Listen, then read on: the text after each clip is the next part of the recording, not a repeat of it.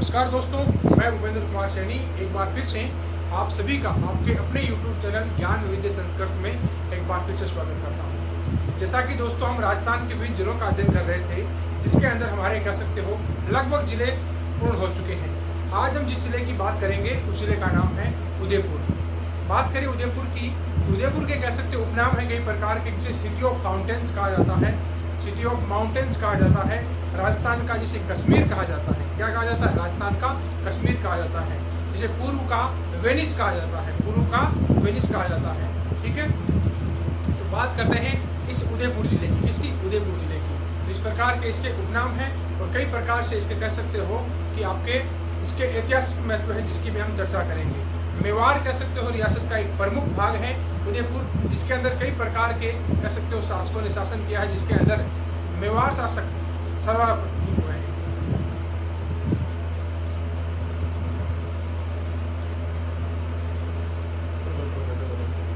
तो देखिएगा उदयपुर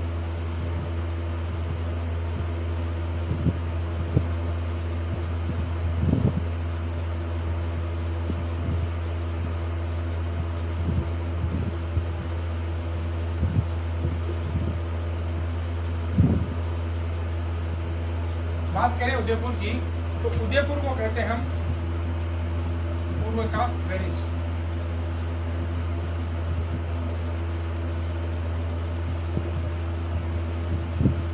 पूर्व का वेनिस कहते हैं इसे। क्या कहते हैं? पूर्व का वेनिस। अब देखिएगा पूर्व का वेनिस कैसे कहते हैं। वेनिस का अर्थ क्या है कि फ्रांस के अंदर एक शहर है। क्या है?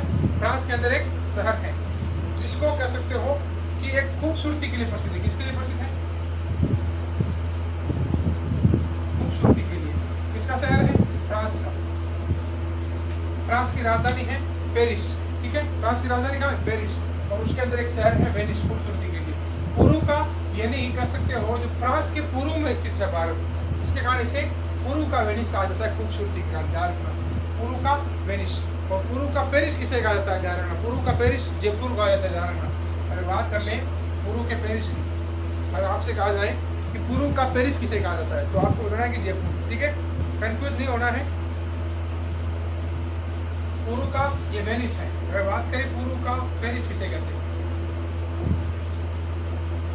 पूर्व का पेरिस, तो ध्यान रखना पूर्व का जो पेरिस है जयपुर को कहा जाता है। किसको कहा जाता है? जयपुर को। पेरिस क्या है? फ्रांस की राजधानी है। तो अपना फ्रांस है, फ्रांस है, इसकी राजधानी है पेरिस। क्या है? पेरिस। ध्यान रखना पूर्व का पेरिस और पूर्व का वेनिस। वेनिस तो उदयपुर रहेगा और पेरिस आपका रहेगा जयपुर। इंपॉर्टेंट है, ध्यान रखना, कई बार कंफ्यूज होते हैं बच्चे वेनिस और पेरिस में। ठीक है, ध्यान रखना इस प्रकार से। ठीक है, अब इसके बारे में बात करें तो इसे कहा जाता है city of mountains and fountains. City of mountains and fountain. काफी सारे यहाँ पर कह सकते हो पर्वत श्रृंखलाएं हैं, इसके कारण इसे city of mountains, city of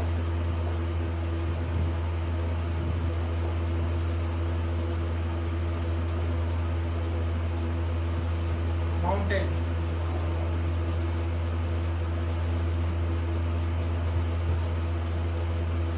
mountain and fountain. Mountain यानी काफी सारी पर्वत श्रृंखलाओं के कारण, पर्वत श्रृंखलाओं के कारण, और फाउंटेन यानी काफी सारे फव्वारों के कारण। फव्वारे कहते हैं, फव्वारे। फव्वारे क्यों है? क्योंकि यहाँ पर बहुत सारी झील है। क्या है? झीलें हैं, और इसे झीलों की नगरी कहते हैं। क्या कहते हैं? झीलों की नगरी कहते हैं। ठीक है, ध्यान रखना, इसे और झीलों की नगरी भी हम कहते हैं। City of fountain, city of mountains, और इसे कहते हैं राजस्थान का कश्मीर।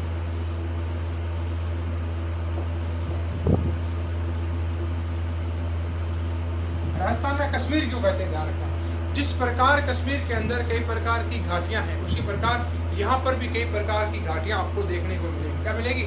घाटियां देखने को मिलेगी। ठीक है, ध्यान रखना, राजस्थान का कश्मीर किसे कहते हैं? ध्यान रखना, किसे कहते हैं? उदयपुर को। और राजस्थान का शिमला किसे कहते हैं? ये दोनों कंफ्यूजन वाले फैक्टर हैं। राजस्थान का शिमला, ये कहते हैं सिरोही को। किसे कहते हैं? ठीक है, तो सिरोही के अंदर भी माउंट आबू। ठीक है, इसे कहते हैं माउंट आबू को। ठीक है, ध्यान रखना, माउंट आबू को, सिरोही को। ठीक है, ध्यान रखना। इस प्रकार राजस्थान का कश्मीर हो गया आपका उदयपुर, ठीक है। और इसे कहते हैं आप city of fountain and mountain, ठीक है। और जिलों की नगरी हो गया। और इसे कहते हैं एशिया का वियना,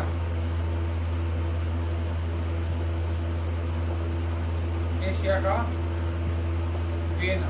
वियना क्या ध्यान रखना, वियना है वो ऑस्ट्रिया, ऑस्ट्रिया जो यूरोप के अंदर है, कहाँ पर है, यूरोप महाद्वीप के अंदर ऑस्ट्रेलिया, जो ऑस्ट्रिया की राजधानी है। ये भी खूबसूरती के लिए चर्चित है, इसके कारण इसे कह सकते हो एशिया का वियना भी कहते हैं। क्या कहते हैं, एशिया का वियना भी कहते हैं, ध्यान रखना इसका, ये भी उपनाम है। क्या है, एशिया का वियना, ठीक है। बात करें, इसे कहते हैं सितारों का शहर, क्या कहते हैं,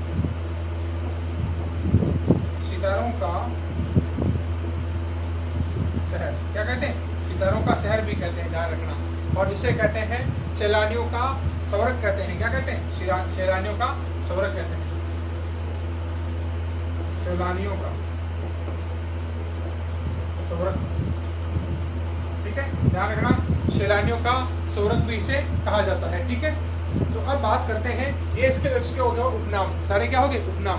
अब बात करेंगे इसके ऐतिहासिक महत्व की, इसकी ऐतिहासिक महत्व क्या रहा था, ठीक है। बात करें उदयपुर की, तो उदयपुर जहां आज बसा हुआ है, वहां पर कह सकते हो कि पहले एक पिछोला झील है, उस झील के किनारे पर जो महाराणा उदय सिंह है, उन्होंने उदय सागर झील का निर्माण करवाया और उस झील के किनारे ही उदयपुर को बसाया, इसको उदयपुर को बसाया, ठीक है।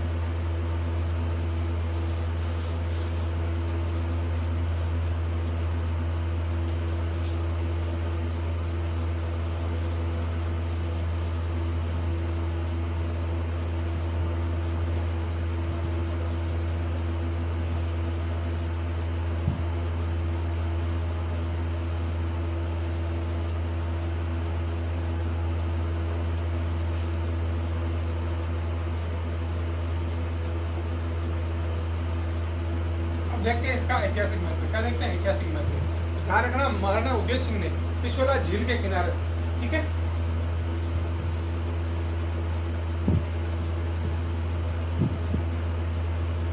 पिछोला झील के किनारे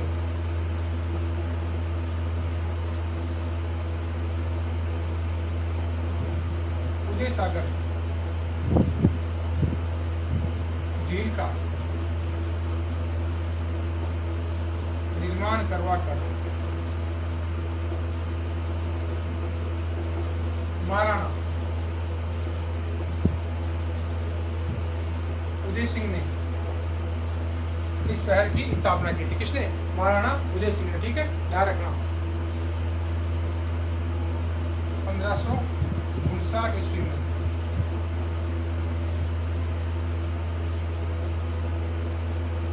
उदयपुर की स्थापना की, ठीक है, ध्यान रखना। उदयपुर की स्थापना है, वो कह सकते हो पिछोला झील के किनारे पर। पहले क्या थी, पिछोला झील थी, उसके किनारे पर एक झील और बनाई गई, उदय सागर झील। कौन सी, उदय सागर झील। और किसने, महाराणा उदय सिंह ने, किसने, महाराणा उदय सिंह ने, ठीक है। 1559 ईस्वी के अंदर उदयपुर शहर की स्थापना करी, किसकी, उदयपुर शहर की स्थापना, ठीक है। इस पर काफी ध्यान रखिए आप, ठीक है। तो ये था उदयपुर का, कह सकते हो, जो ऐतिहासिक महत्व है, ठीक है। बात करेंगे उदयपुर के अंदर बनने वाले प्रमुख मेलों की, इसकी, उदयपुर के अंदर बनने वाले प्रमुख मेलों की।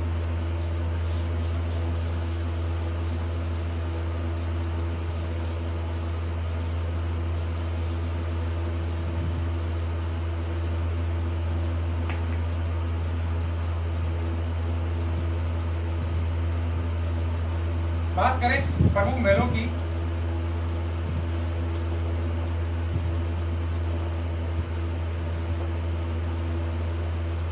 तो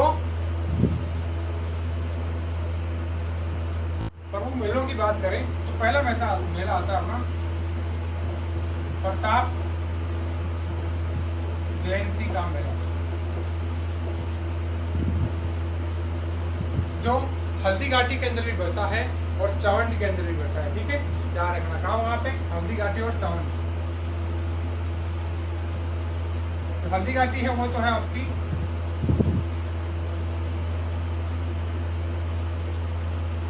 हल्दी घाटी है, हल्दीघाटी आपकी राजसमंद के अंदर है और चावंड आपका उदयपुर के अंदर है, ठीक है, ध्यान रखना। और ये मेला बढ़ता है ज्येष्ठ शुक्ल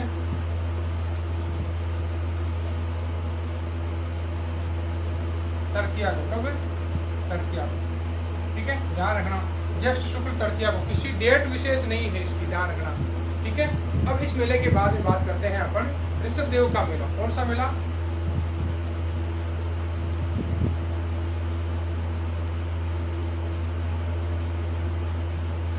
ऋषभ देव का मेला, इसे कहते हैं काला बावजी का मेला,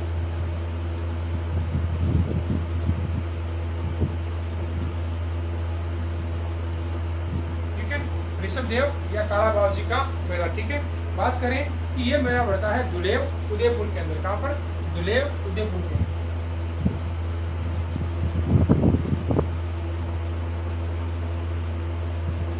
और इन्हें ही केसरिया नाथ भी कहते हैं,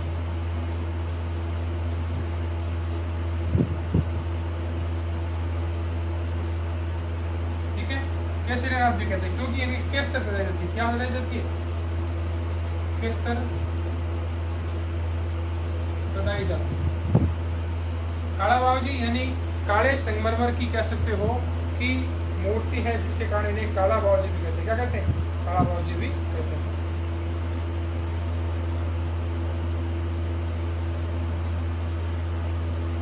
ठीक है। अब अगला मेला की बात करें तो अगला है विक्रमादित्य का मेला। कौन सा?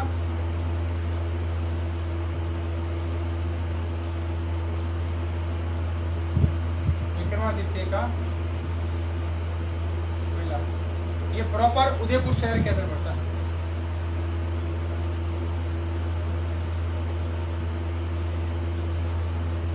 उदयपुर नगर के अंदर पड़ता है, ठीक है, विक्रमादित्य का मेला, ठीक है, याद रखना। बात करें अगला मेले की तो वो है शिल्पग्राम का मेला। कौन सा?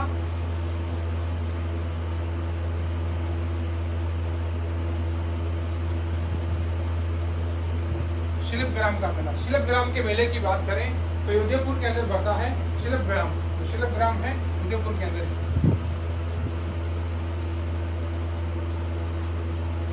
ठीक है। और इस मेले की विशेष ध्यान रखना कि ये जो मेला है वो 21 दिसंबर से 31 दिसंबर तक बढ़ता है, 21 दिसंबर से 31 दिसंबर तक, ठीक है। ये इसकी डेट है, कोई शुक्ल पक्ष, कोई माघ पश्चिम, कोई कृष्ण, ऐसा कोई नहीं है, देखिए ध्यान रखना, ठीक है। आगे बात करें अगले महीने की तो उसका नाम आता है मेवाड़ महोत्सव। कौन सा? मेवाड़ महोत्सव, ठीक है, ध्यान रखना। मेवाड़ महोत्सव है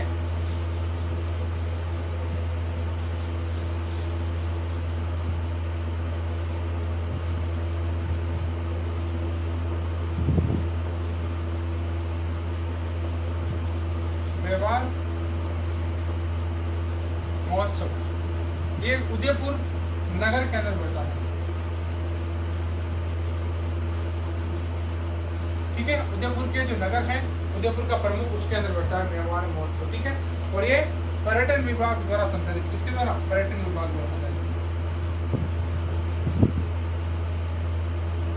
राजस्थान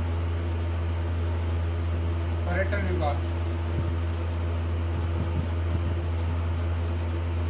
ठीक है। और अप्रैल माह में बढ़ता है। कब बढ़ता है? अप्रैल माह, ठीक है, ध्यान रखना। मेवाड़ महोत्सव उदयपुर नगर के अंदर है और पर्यटन विभाग द्वारा ये मेला लगाया जाता है, ठीक है। आगे एक मेला है, मशहूर मेला यहाँ का, हरियाली अमावस का मेला।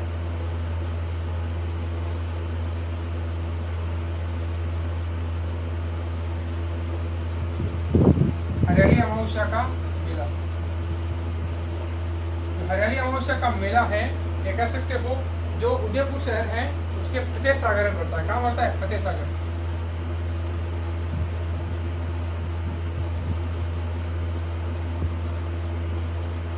ठीक है, फतेह सागर उदयपुर में है, ठीक है। आगे बात करें यहाँ के प्रमुख मंदिरों की, तो प्रमुख मंदिरों की बात करें, इसे कहते हैं पहला मंदिर कह सकते हो जगत अंबिका मंदिर, इसे कहते हैं अपन मेवाड़ का खजुराहो,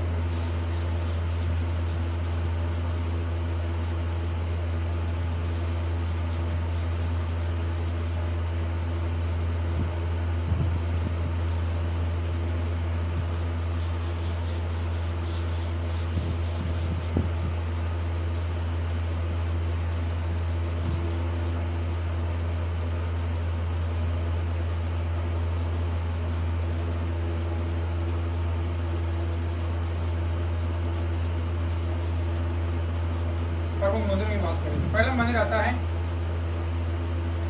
जगत अंबिका का मंदिर। ठीक है, जगत अंबिका का मंदिर है, इसे कहते हैं मेवाड़ का खजुराहो भी कहते हैं। क्या कहते हैं? मेवाड़ का खजुराहो। ठीक है, और ये जगत गांव के अंदर है। कहाँ पे है? जगत गांव के अंदर। और इसे देगी उपमा मेवाड़ का खजुराहो। ठीक है, और इसे कहते हैं राजस्थान का दूसरा खजुराहो। क्या कहते हैं? राजस्थान का दूसरा खजुराहो। इसे कहा जाता है राजस्थान का दूसरा खजुराहो।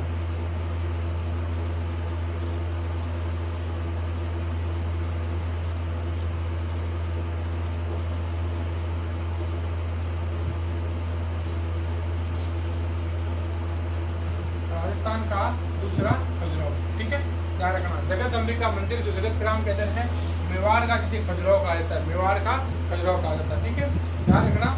ये जो मंदिर है ये मातृ देवियों को समर्पित है।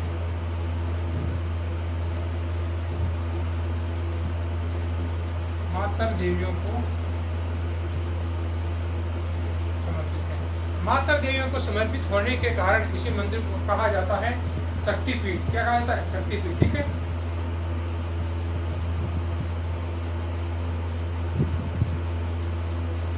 और ये मंदिर जिस शैली के अंदर बना है वो शैली है इसकी प्रतिहार कालीन। कौन सी? प्रतिहार कालीन।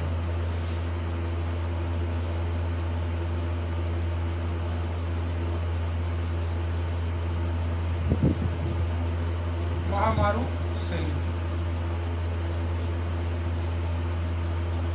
कौन सी शैली? महामारू शैली। आगे बात करें तो इस मंदिर को कह सकते हो यहाँ पर किसी प्रकार की कोई देवताओं की मूर्ति नहीं है। यहाँ पर दिक्पाल यक्ष मूर्ति है, वो है दिक्पाल की यक्ष किन्नरों की मूर्तियां हैं।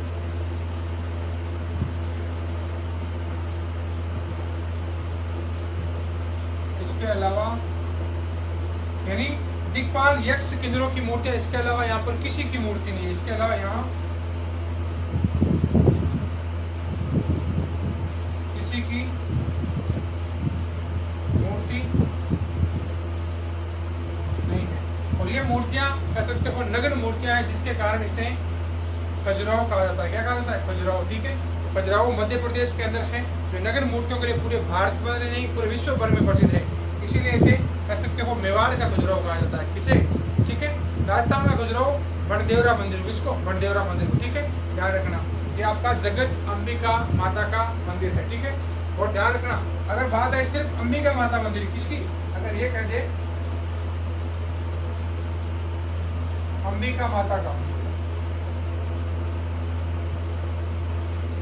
तो ये सिर्फ उदयपुर के अंदर रहता है। जगत अगर नहीं लगता है तो सिर्फ उदयपुर रहता है। ठीक है, ध्यान रखना, ये इंपोर्टेंट है दोनों के अंदर। ठीक है, और इसका निर्माण कह सकते हो महाराजा राज सिंह ने करवाया था। किसने करवाया था?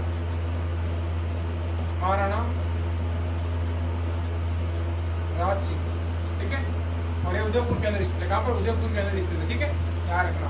इनमें इतना ही फर्क है, सिर्फ ये जगत ग्राम के अंदर जगत लगेगा पहले, जगत अंबिका का मंदिर, और इसके अंदर जगत नहीं लगेगा। ठीक है, ध्यान रखना इस मंदिर का। बात करते हैं अगले मंदिर की। अगला मंदिर है जगदीश मंदिर या जगन्नाथ मंदिर। कौन सा? जगदीश मंदिर या जगन्नाथ मंदिर।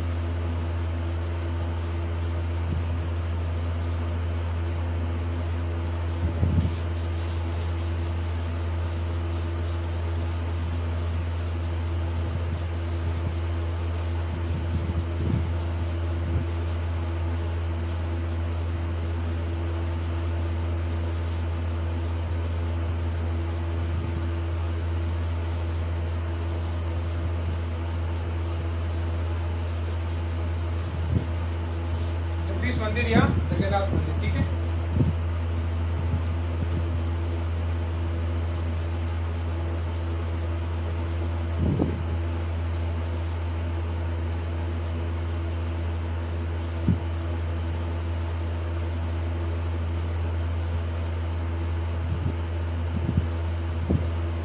जगदीश जगन्नाथ मंदिर। और ध्यान रखना इसका जो निर्माण है वो उदयपुर के शासक कह सकते हो महाराणा जगत सिंह द्वारा करवाया गया। महाराणा जगत सिंह द्वारा, ठीक है। और ये जो मंदिर है वो 50 खंभों पर निर्मित है। किस पर? 50 खंभों पर निर्मित है, ध्यान रखना, ठीक है।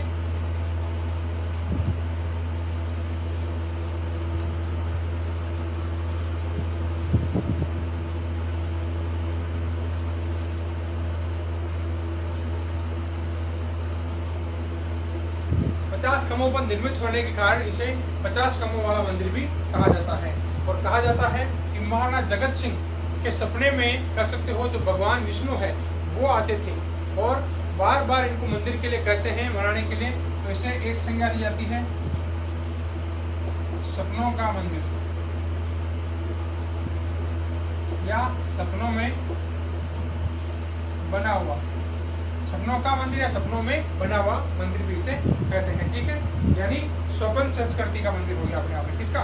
स्वपन संस्कृति का, स्वपन संस्कृति का मंदिर, ठीक है। और कह सकते हो कि जो भगवान जगदीश या भगवान जगन्नाथ है, विष्णु है, इसके अंदर कह सकते हो कि ये पंचायतन शैली के अंदर बना हुआ है। किसके अंदर? पंचायतन शैली के अंदर।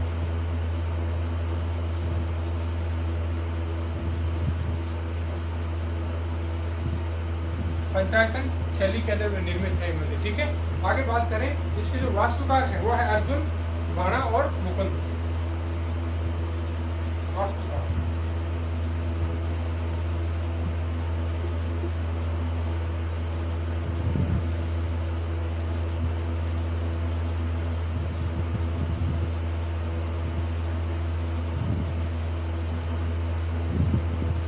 अर्जुन, बाणा और मुकुंद इसके हैं वास्तुकार हैं, ठीक है, ध्यान रखना। और यहाँ पर एक जगन्नाथ प्रशस्ति लगी है। क्या लगी है? इसी मंदिर के पास, मान लीजिए मंदिर इस प्रकार से है,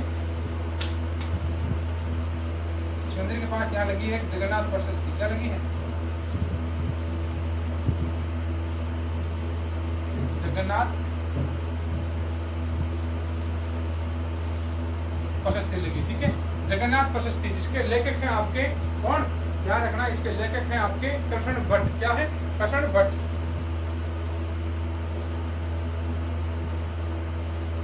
इसके जो लेखक हैं वो कृष्ण भट्ट हैं। और इसी मंदिर के सामने कह सकते हो महाराणा जगत सिंह की जो थायमा है नेजूबाई, उसका मंदिर भी बना हुआ है इसी मंदिर के सामने। जस्ट इसके सामने यहाँ पर बना है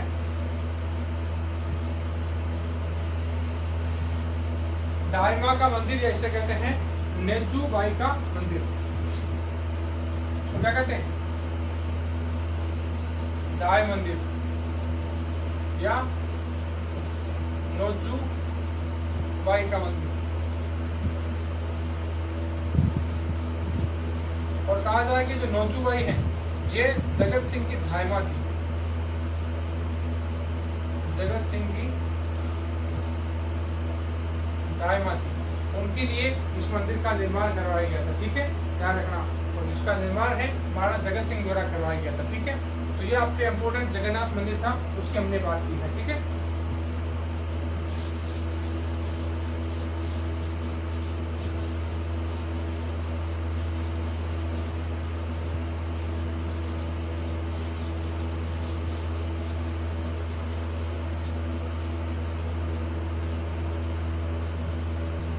आगे बात करते हैं आपके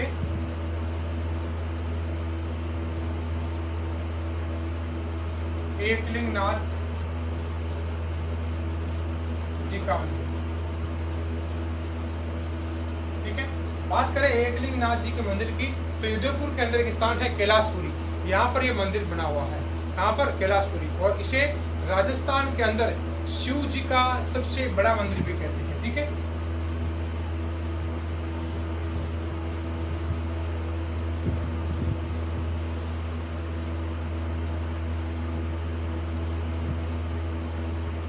बात करें राजस्थान में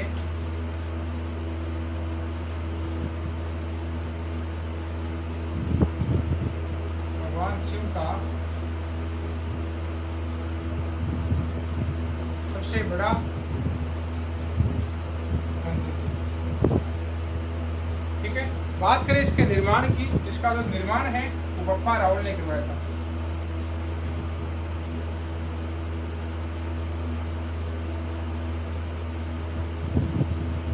बप्पा रावल, या इन्हें ही कहते हैं काल भोज। बात करें पुनर्निर्माण की, तो वो करवाया था किसने, आप ध्यान करना, वो करवाया था रणमल ने। किसने करवाया था? रणमल ने। ध्यान रखना, किसने? रणमल ने। ठीक है, बात करें कि ये राजस्थान के अंदर लकुलिश संप्रदाय का सबसे बड़ा मंदिर है, रणमल ने। ठीक है, राजस्थान में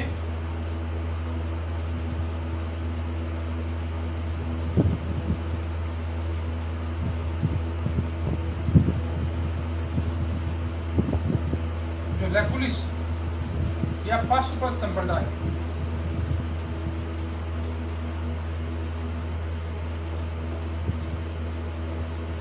का कह सकते हो, जो लकुलिश संप्रदाय है या पाशुपत संप्रदाय है, उनका मुख्य स्थल है, एकमात्र मंदिर है। ठीक है,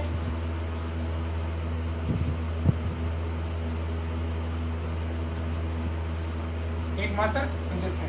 और इस मंदिर की बात करें, जो इसका शिवलिंग है वो चतुर्मुखी शिवलिंग है। कैसा है? चतुर्मुखी शिवलिंग है। ठीक है, यानी कहते हैं कि जो यहाँ का शिवलिंग है वो चतुर्मुखी शिवलिंग है।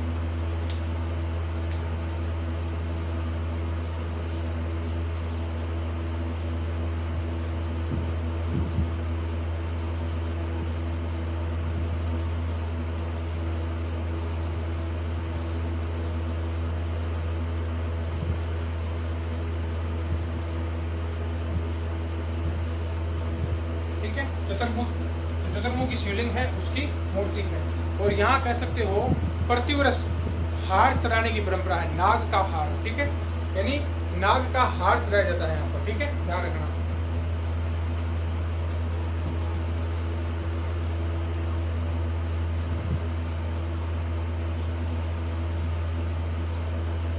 ध्वजा की रस्म,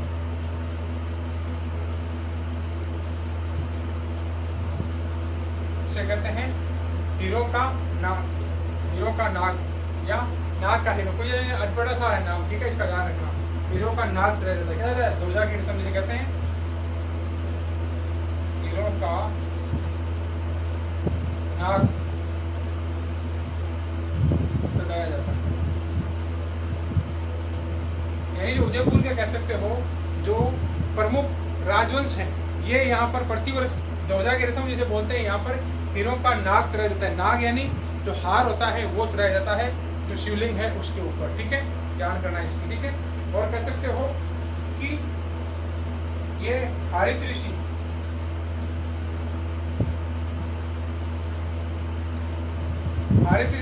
या हरित ऋषि की तपोभूमि है। और इन्हीं हरित ऋषि की वजह से कह सकते हो बप्पा रावल, या कह सकते हो जो कालभोज है, ये कह सकते हो यहाँ के शासक बने थे। ठीक है, और जो मेवाड़ के शासक होते थे, जितने भी मेवाड़ के शासक अपने आप को इनका दीवान मानते थे। क्या मानते थे? दीवान मानते थे। इसका अर्थ क्या हुआ कि मेवाड़ के वास्तविक शासक है, तो मेवाड़ के शासक है, इन्हें घोषित कर रखा था। किसे? एकलिंग नाथ जी। किसको? एकलिंग नाथ जी को। ठीक है, और खुद क्या कहलाते थे? इनके दीवान कहलाते थे, और फिर इनका अपना राजपाट चलाते थे। तो ये था अपना कह सकते हो एकलिंग नाथ जी का मंदिर, जो कैलाशपुरी के अंदर बना है। कहाँ पर? कैलाशपुरी के अंदर। राजस्थान का सबसे बड़ा शिव मंदिर है, और इस शिव मंदिर के अंदर जो शिवलिंग लगा है वो चतुर्मुखी शिवलिंग है। कैसा शिवलिंग है? चतुर्मुखी शिवलिंग है। और यहाँ पर एक ध्वजा की रस्म होती है, जिसके अंदर हीरो का नाग चढ़ाया जाता है। क्या? हीरो का नाग। मेवाड़ के कह सकते हो जो राज परिवार है उनके द्वारा, और जो इसका निर्माण है वो बप्पा रावल ऐसे कह सकते हो कालभोज ने करवाया, और इसका पुनर्निर्माण है वो महाराजा रणमल ने करवाया था। किसने करवाया था? महाराजा रणमल ने करवाया था। ठीक है, तो ये आपका कौन सा था? ये आपका था एकलिंग नाथ जी का मंदिर। ठीक है, अब बात करते हैं आगे ऋषभ देव का या केसरीनाथ या काला बाबू जी।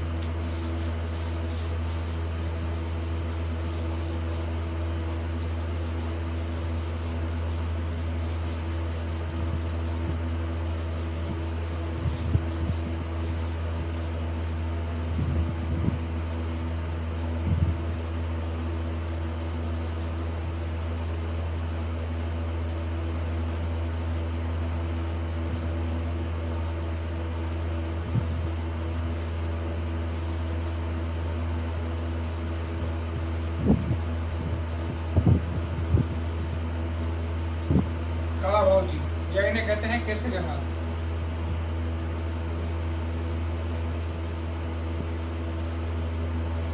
ठीक है, अब ये नाम क्यों पड़े, ध्यान रखना, या कह सकते हो किसी प्रकार के मतों की या मतावलंबियों का स्थान नहीं है। यहाँ पर सर्वधर्म के लोग यहाँ पर आते हैं। नाम अलग अलग क्यों पड़े? काला बाबू जी इसलिए पड़ा क्योंकि यहाँ पर जो मूर्ति है वो काले संगमरमर की मूर्ति है और ऋषभ देव जी की मूर्ति है, तो जैन धर्म के तीर्थंकर हुए थे।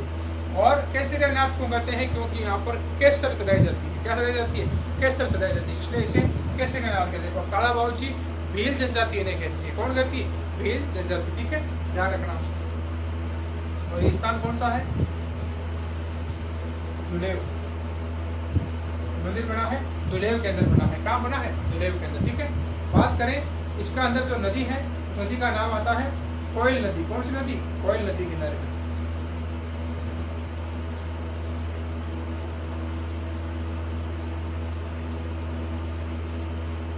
कोयल नदी के किनारे। ठीक है, किसके किनारे हैं? कोयल नदी के किनारे हैं। ठीक है, और ध्यान रखना यहाँ पर मुख्य जो प्रतिमा है, जो मुख्य प्रतिमा है वो भगवान आदिनाथ या ऋषभ देव की है।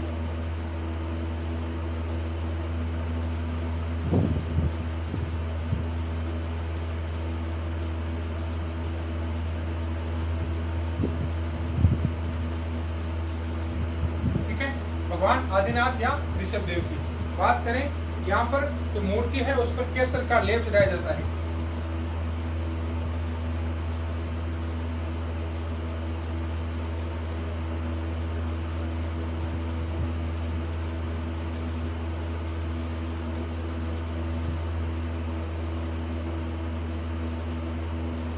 मूर्ति पर क्या है? केसर का लेप चढ़ाया जाता है। ठीक है, इसके कारण यहाँ पर कह सकते हो कि इन्हें केसरीनाथ जी भी कहते हैं। ठीक है,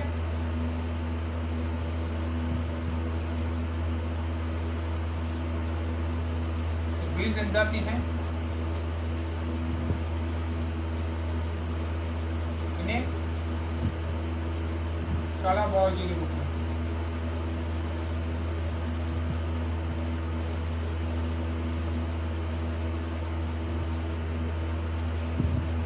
किसके रूप में? काला बाबू जी के रूप में। कौन?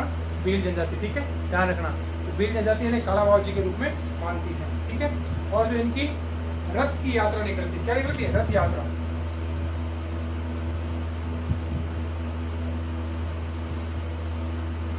रथ यात्रा, बात करें इनकी रथ यात्रा की, जो रथ यात्रा है वो निकलती है कब? आश्विन कृष्ण प्रतिपदा।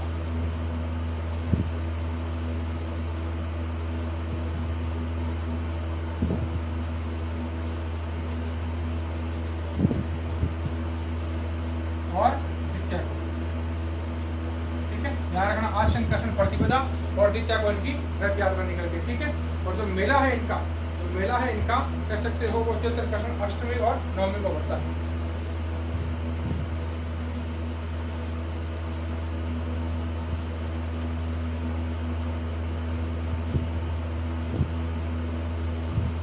अष्टमी एंड नवमी को। ठीक है, ध्यान रखना, अष्टमी और नवमी को। और कह सकते हो ऋषभ देव